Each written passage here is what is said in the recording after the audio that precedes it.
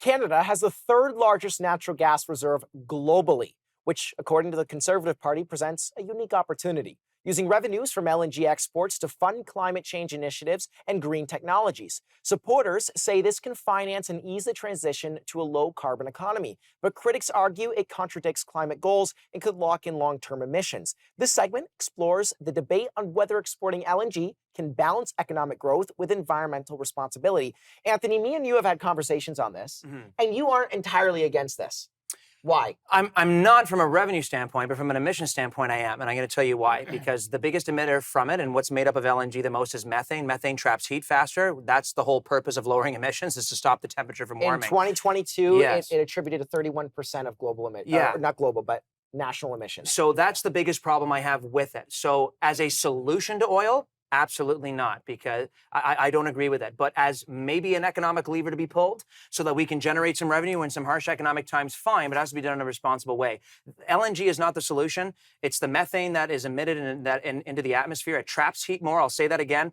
It's not good for what we're trying to do. We're trying to lower carbon emissions to keep global temperatures nominal. That's not going to help. And this, our next segment, I don't want to get into the timeline, but the timeline is going to, debate on whether or not this is a viable strategy. Yeah. But what do you stand with LNG? I think it's a good next step solution. So I would be leveraging it because I think not only would it pull Canada out of the current economic situation we're in, it would give us a prosperous economy for many, many years to come. Right. Because look, at the amount that we have, we could power the world for 209 years. No, it's absolutely crazy. Not less than 10 allied countries have already signed up for our LNG.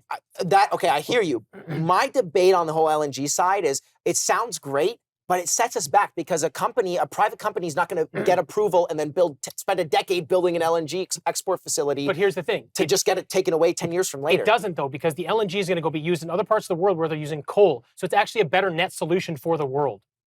Okay, so I actually asked Elizabeth May that question, but I want to cut to an interview with her to see what she said about it. So let's take a look. Do you feel that the reclamation process of that land, of the mines, with fracking, with LNG, do you feel that over 50, 100 years makes up for the emissions that are released in the air? It would be nice to imagine that, but there's no evidence for it. The fracked natural gas basically creates as much greenhouse gas emissions as coal burning. So we get our government in British Columbia trying to tell us that they'll take our money as British Columbians and taxes and use it to produce liquefied natural gas and get it to China, and that will reduce coal use in China. But the producing of the liquefied natural gas in Canada produces just as much greenhouse gas as coal, so there's no benefit. Okay, so we certainly don't know. Now, Anthony, I'm curious, where do you stand with that and what Elizabeth said? I have to agree. It's like robbing Peter to pay Paul. You know what I mean? That's what it feels like. It's the same amount of emissions. Now, here's the thing. You're right. It doesn't help us with our emissions goal. No, it doesn't. And that's the whole point of this, and probably, in my opinion, this entire episode. What is the best solution to lowering our emissions? While strengthening Canada's economy. So the best way to do this is to develop the next economy, which is clean energy and innovation. I know you're going to disagree, but that's it's not that my I disagree with what you're saying in the long term. But here's the problem we have in Canada. If you want to have a strong economy, you have to have cheap energy, right? That is the cornerstone of a strong economy. What we're doing in Canada is we're pushing green energy faster than we can produce it at a reasonable cost. So our demand is too high, so supply costs way more. What we need to do is scale it up at the same pace that we can scale infrastructure. Okay, can you explain? Right, okay, I'm going to give you the same question I did Anthony. For a 12-year-old, why is LNG the best, or one of the best in your eyes? I don't necessarily think it's the best solution. I think that Canada has got such an abundance of natural resources, and I think our economy is struggling so severely. And I don't disagree that there are going to be emissions, but it is a good next step to help our economy, and it will get us towards... And to simplify, energy... For everybody listening, energy is valuable to the entire world. And we've already made these investments. We've made a huge investment in LNG. The Coastal Gas Link pipeline, that is one of the biggest investments in LNG. I don't know if you guys... Which we lost a lot of money on. Well, of course we're going to lose a lot of money on it. This is the next 407. Yeah.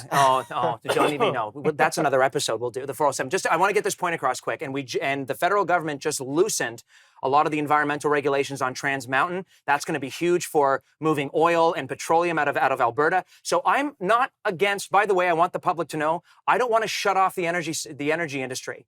at all, actually, to be can- quite honest can with I ask, you. Are the I don't want to do conservatives, that. just for people going to the polls, are the Yeah. conservatives looking at this as a full go all the way with this solution? They're going to try and sell it as a viable solution to the carbon tax and making the economy better, but it's not going to be a viable solution to lowering emissions. That's my point with it. Okay, fair. I'll let you have the And last word. I think it's important for people to understand that. I mean, I agree that it won't lower emissions, but I think you have to decide between two bad choices sometimes, right? So right now it's, do you want to push this green energy that we can't afford? I've got to cut you off. I'm so sorry. We'll be right back.